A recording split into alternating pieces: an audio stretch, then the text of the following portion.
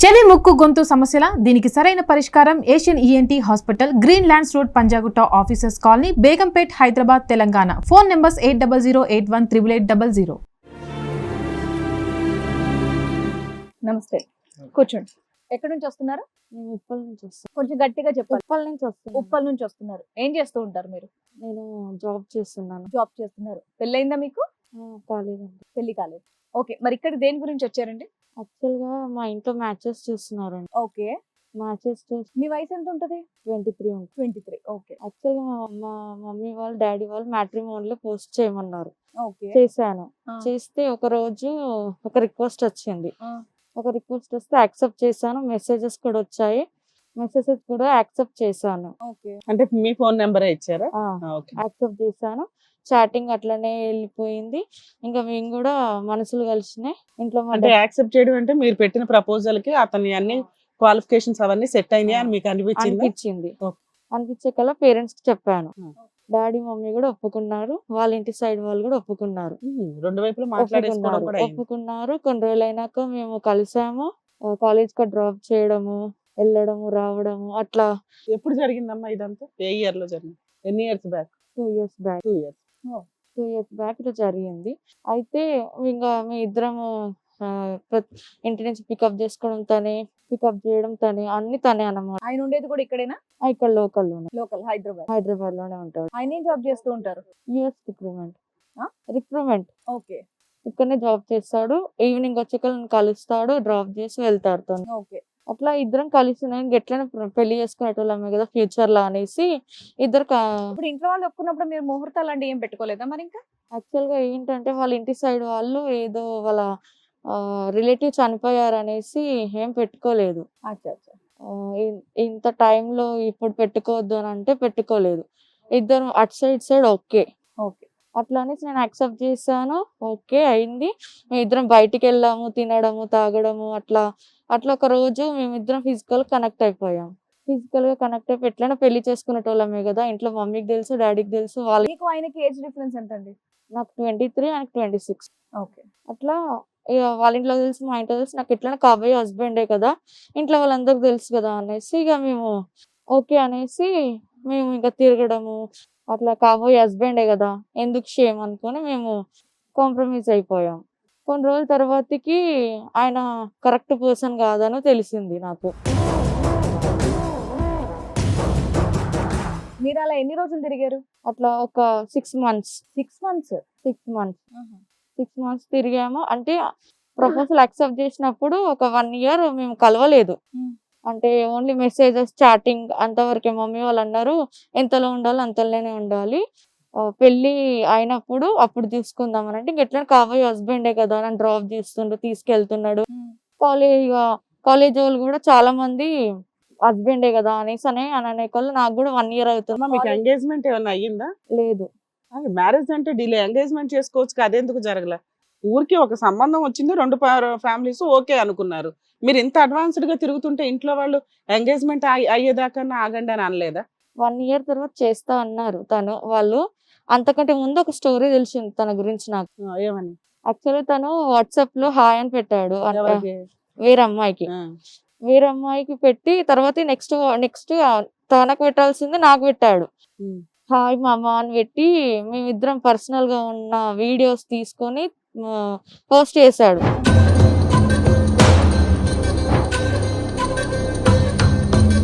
అయితే మామ అని ఎవరికి పంపిస్తున్నాను? నాకు పంపించాల్సింది ఇంకా వేరే వాళ్ళకి పబ్లిక్ లో పంపిస్తున్నారు. నువ్వు ఎవరికి పంపిస్తున్నావు ఇది? నువ్వు నాకే కదా పంపించాల్సింది. ఇవి మన ఇద్దరు వీడియోస్ కదా. మామ ఎవరు? నన్ను మామ అని ఏ రోజు పిలవలే కదా, నిజం చెప్పు అట్లా ఇట్లా అంటే అప్పుడు మీరిద్దరు కలిసినవి వీడియోలు తీసుకున్నారా? వీడియో తీస్తారు తను తెలియకుండా. నీకు తెలియకుండా? తెలియకుండా. అంత తెలియకుండా ఎందుకుంటారమ్మా? వీడియో తీస్తే ఆ వీడియో చూసి షాక్ అవ్వాలి కానీ నువ్వు ఎవరికో ఎందుకు పంపిస్తున్నావు అని ఎందుకు అడుగుతావమ్మా? అసలు ఆ వీడియో తీసాడని నీకు తెలీదు, ఫస్ట్ టైం చూసావు. వీడియో తీసారు అనేసి అప్పుడే చెప్పాడు నాకు. ఈ వీడియో తీస్తే నాకే పంపించాలి కానీ మామ ఎవరు? ఎవరికి పంపించాల్సింది? ఎవరికి పంపించావు? బై మిస్టేక్ నాకు పంపించావా? ఎవరికి పంపించాల్సిందని నేను అడిగాను. లేదు నువ్వే మామవి, నేను పిలవలేకపోయినా కానీ నువ్వే నా మామవి, మమ్మీవి అన్ని నువ్వే అని అన్నాడు. కవర్ చేశాడు. అని నాకు ఇంకా ఆ రోజు నుంచి భయం అయింది. ఏంటి ఇట్లా అనేసి ఇంకా ఆ రోజు నెక్స్ట్ డే రోజు నుంచి టార్చర్ స్టార్ట్ చేశాడు. ఇంకా ఆయన గురించి తెలిసిపోతుంది కదా అనేసి టార్చర్ స్టార్ట్ చేయడము. మీ ఇంటికి వచ్చి మీ మమ్మీ వాళ్ళని చంపేస్తా, నిన్ను చంపేస్తా, యాక్సెప్ట్ చేయకపోతే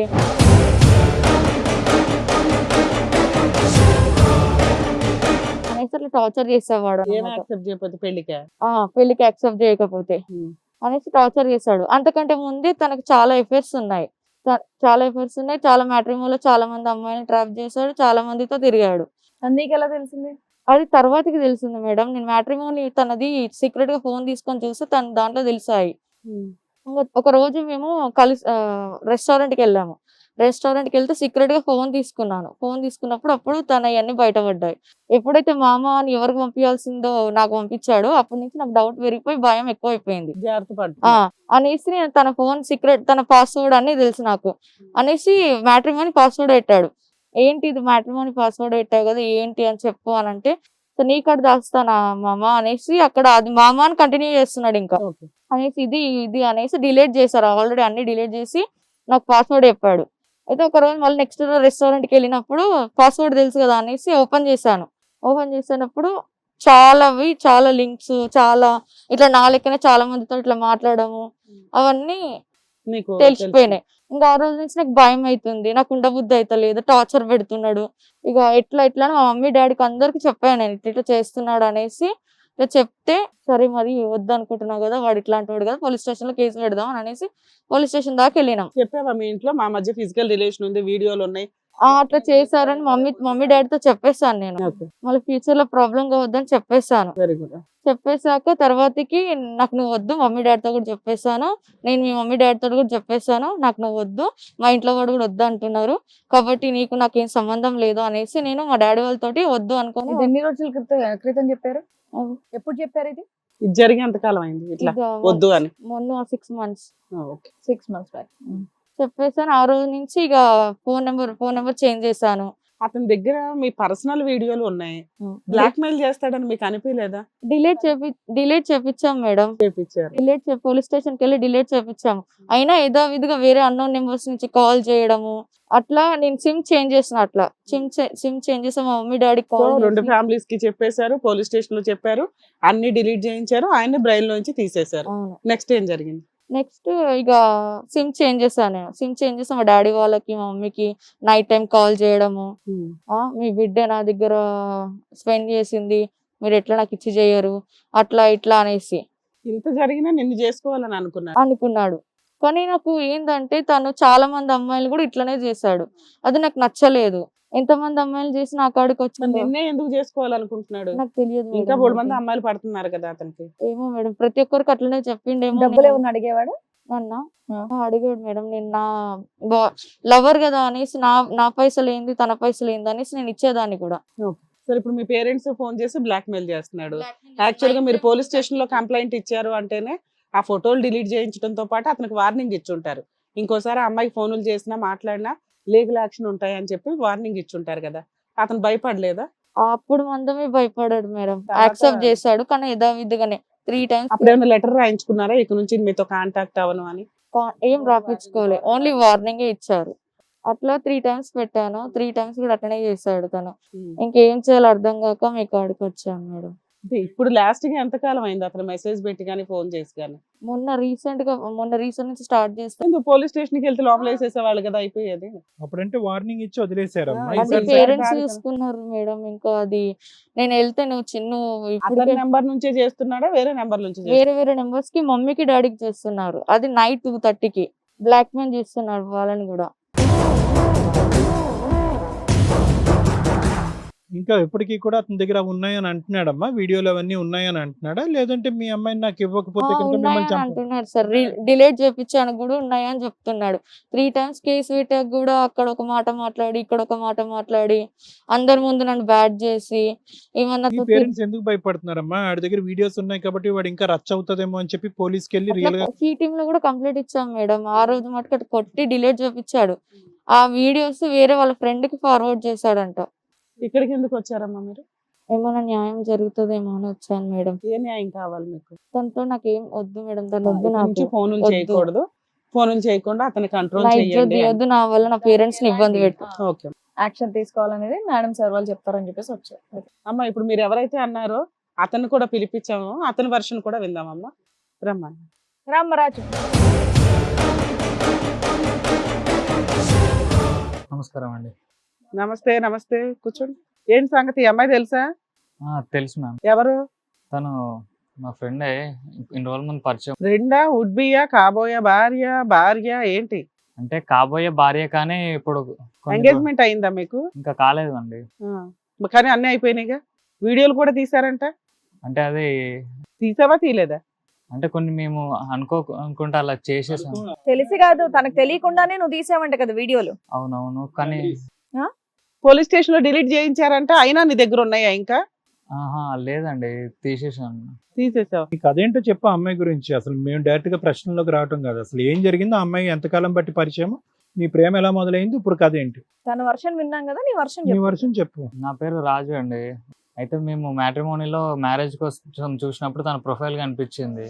ఓకే, తను బాగుందని నేను కూడా యాక్సెప్ట్ చేసేసాను. కొన్ని రోజుల మధ్యలో ఇట్లా జాబ్ రావడం వల్ల నేను వేరే దగ్గరికి వెళ్తానని చిన్న గ్యాప్ తీసుకున్నాము. తీసుకున్నాక మళ్ళీ ఒకసారి మీట్ అవుదామా, ఎలాగైనా మ్యారేజ్ చేసుకుంటాం కదా అని అన్నప్పుడు ఎవరన్నారు ఇది?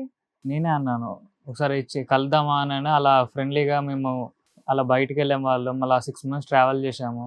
చేశాక అనుకోకుండా ఒకసారి ఫిజికల్ గా కూడా కలిసిపోయాము, ఎలాగైనా మ్యారేజ్ అవుతుంది కదా అని. అప్పుడు వీడియో ఎలాగో మ్యారేజ్ అవుతుందని వీడియోలు తీసుకుంటారా?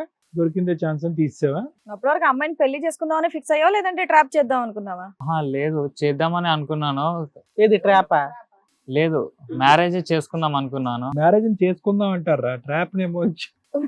సర్లే, ఎనీవే పెళ్ళి అయితే చేసుకుందాం అనుకున్నాం అప్పటికి. అవును, చేసుకుందాం అనుకున్నాను, కానీ ఏదో మెమరీ లాగా ఉంటుందని వీడియో తీసుకున్నావు. అవును.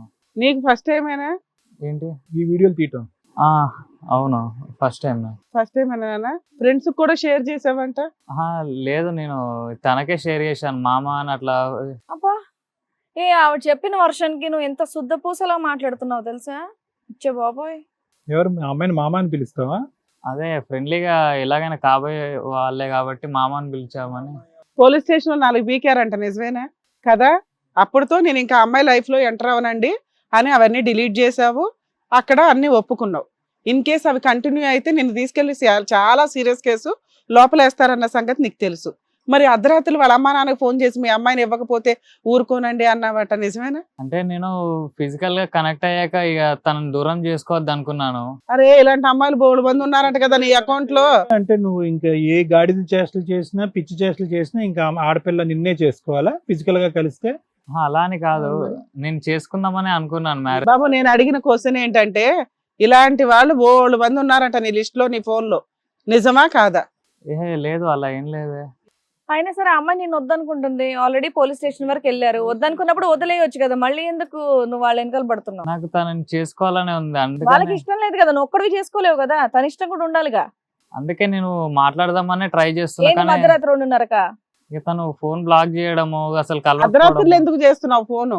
అంత ఇష్టం ఉన్నాడు అయితే మీ పేరెంట్స్ ని తీసుకొని పగల వెళ్తే టైంలో వాళ్ళ సరిపోతుందిగా. ఇంటికి వెళ్ళి మాట్లాడితే బాగుంటది. 1-10 బతులాడితే వాళ్ళే అంటే ఒప్పుకుంటారు. వాళ్ళ పేరెంట్స్ కి ఎలాగైనా ఇష్టం లేదు కాబట్టి ఇక రాత్రి 12 ఒకసారి ట్రై ఇబ్బంది పెడుతున్నావా? మాట్లాడి కన్విన్స్ చేద్దామని చూస్తున్నా. నువ్వేమన్నా సైకోవా?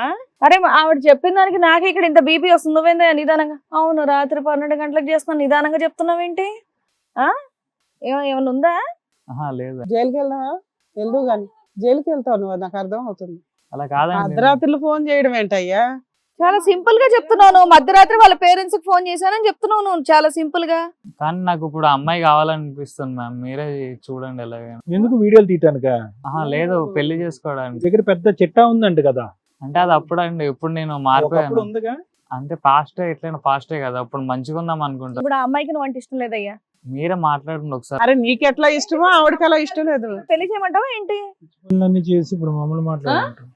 అలా అని కాదు, నేను మారిపోయానని చెప్తున్నా కదా. తనని ఎలా, ఏం పని చేస్తావు నువ్వు? నేను ప్రైవేట్ జాబ్ చేస్తాను ఒకటి.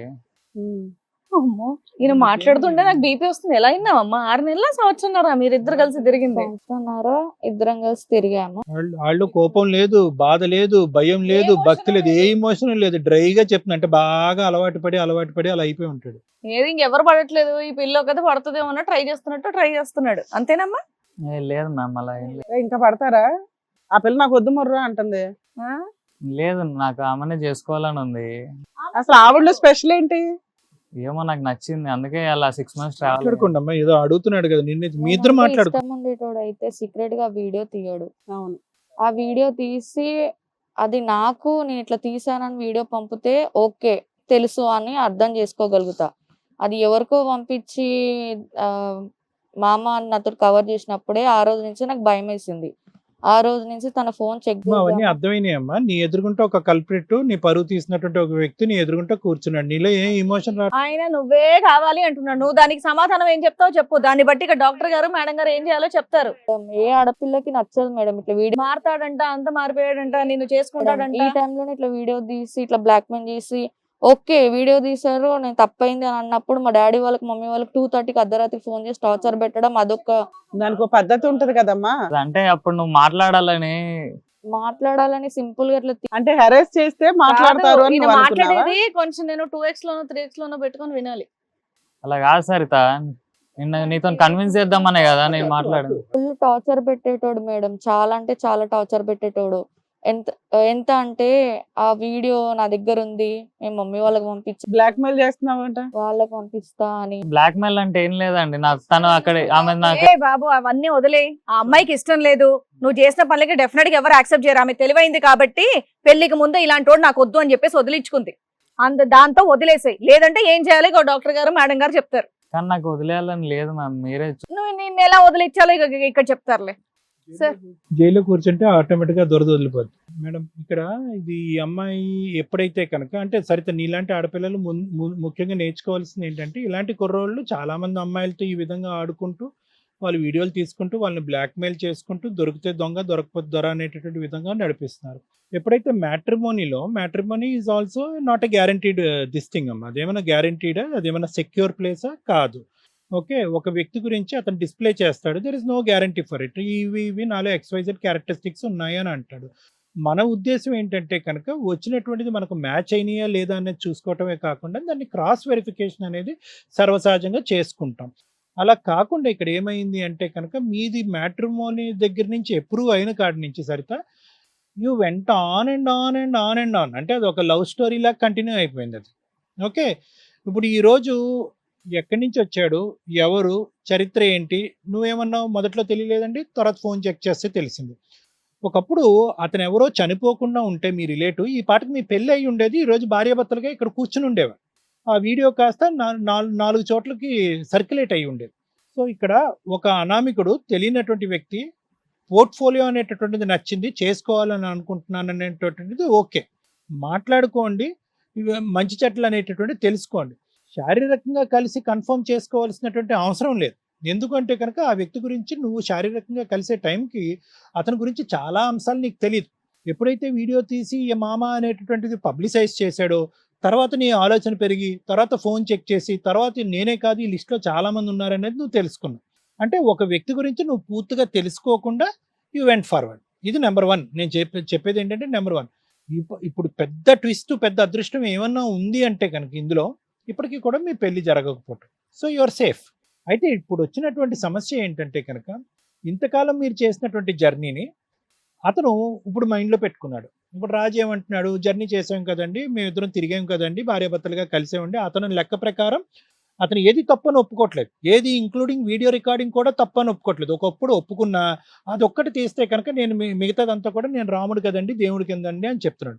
ఎందుకు ఇంత ఫ్లోలో చెప్తున్నాడు, ఎందుకు ఇంత లైట్గా, అసలు ఏ వాడి వేడి లేకుండా చెప్తున్నాడు అంటే కనుక, ఇందాక నేను చెప్పినట్టుగా రాజుకి ఇది పరిపాటి. చాలా సందర్భాల్లో ఇది చేశాడు, చాలా మంది అమ్మాయిలతో ఈ విధంగా చేశాడు. కాబట్టి అతనికి ఇతను ఏమి కొత్త ఏమీ కాదు, అతనేమి దీని గురించి రిగ్రెట్ అవ్వట్లేదు, బాధపడట్లేదు.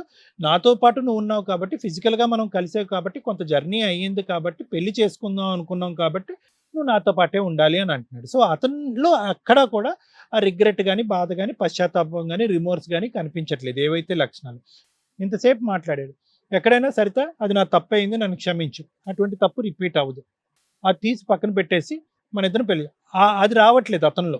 ఎందుకంటే కనుక అది ఇట్స్ కామన్, మన ఇద్దరం ఒప్పుకున్నాం కాబట్టి అది కంటిన్యూ అవ్వాలన్నట్టు.